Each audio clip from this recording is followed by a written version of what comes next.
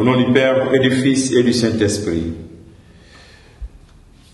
Viens en nous, Esprit Créateur, fais-nous connaître Dieu le Père, révèle-nous le Fils. Toi, le commun Esprit, fais-nous toujours croire en toi. Ô Seigneur, envoie ton Esprit, tout sera créé et tu renouvelleras la face de la terre. Bien-aimés dans le Christ, nous sommes aujourd'hui mardi 21 juin et nous célébrons ce jour Saint-Louis de Gonzague. Et la parole de Dieu qui nous est proposée est extraite de l'Évangile de Jean chapitre 7, verset 6 et les versets 12 à 14. Nous lisons. Jésus disait à ses disciples, ne donnez pas aux chiens ce qui est sacré. Ne jetez pas vos perles aux porceaux, de peur qu'ils les piétinent, puis se retournent pour vous déchirer.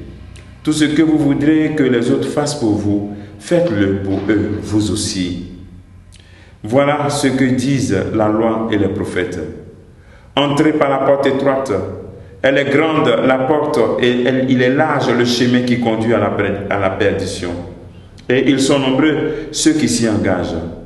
Mais elle est étroite, la porte, il est resserré le chemin qui conduit à la vie. Ils sont peu nombreux ceux qui le trouvent. Acclamons la parole de Dieu, louange à toi Seigneur Jésus. Dans l'application du discours du sermon de la montagne, le Seigneur nous donne des conseils pratiques et réalistes.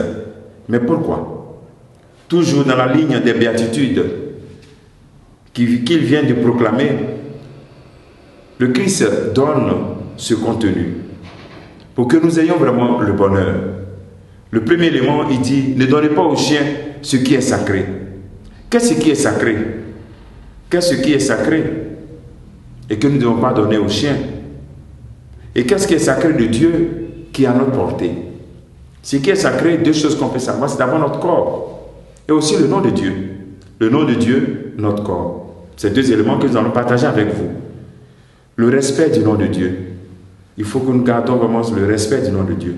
Quand nous écrivons des messages, écris Dieu en majuscule et non en minuscule. Et quand nous murmurons sur son nom, nous sommes en train de donner ce qui est sacré aux chiens. Ou bien, quand nous mettons dans notre cœur ce désir de vengeance, quand nous murmurons contre Dieu, quand nous nous plaignons jour après jour, et quand nous disons qu'il ne nous aime pas, et quand il n'y a pas l'amour dans notre cœur, nous sommes en train de jeter, donner aux chiens ce qui est sacré, c'est-à-dire Dieu, le nom de Dieu, parce que le nom de Dieu, Dieu est bon. Donc tu ne sais pas de qui n'est pas bon. Voilà. Deuxième élément, c'est notre corps. Pendant que notre monde nous montre que chacun peut faire ce qu'il veut de notre corps, celui qui accepte d'être disciple du Christ doit comprendre qu'il ne doit pas donner son corps à n'importe qui sans la bénédiction de Dieu. Donc, la paix que le Seigneur fait en ce jour aussi, c'est de sortir de la fornication, sortir de l'adultère.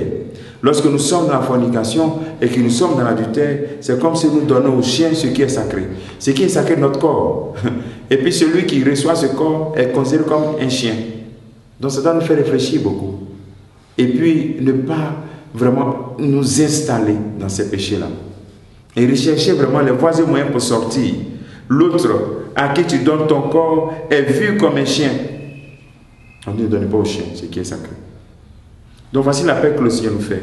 Deuxième appel qu'il nous fait, c'est tout ce que vous voulez que les autres fassent pour vous, faites aussi pour eux. Voilà. Car il y a plus de joie à donner qu'à recevoir. Le Seigneur nous montre la logique de la paix dans notre cœur. C'est-à-dire que ce que tu maîtrises, c'est ce que tu peux donner. Ce qui est à ta portée, c'est ce que tu donnes. Mais souvent, nous mettons nos espoirs sur ce que nous espérons des autres. Et cela nous attriste, cela nous déçoit. La logique vraiment de cette vie de bonheur, c'est de donner. Il y a plus de joie à donner qu'à recevoir. Parce que ce que tu dois recevoir de l'autre, tu ne sais pas, tu ne le maîtrises pas. Mais au moins ce que toi tu donnes, ça tu le maîtrises. Si vraiment dans la vie des familles, dans les couples, chacun s'évertuait à donner seulement, à donner le maximum pour l'autre, le meilleur pour l'autre. Vraiment, on allait vivre vraiment dans la paix et les couples étaient encore plus heureux. Faisons cet exercice en ce jour. Toi, fais, et puis on t'ouvre la joie dedans.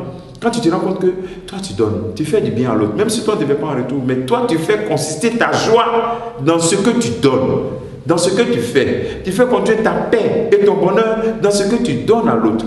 Et cela t'accorde beaucoup de paix et de joie.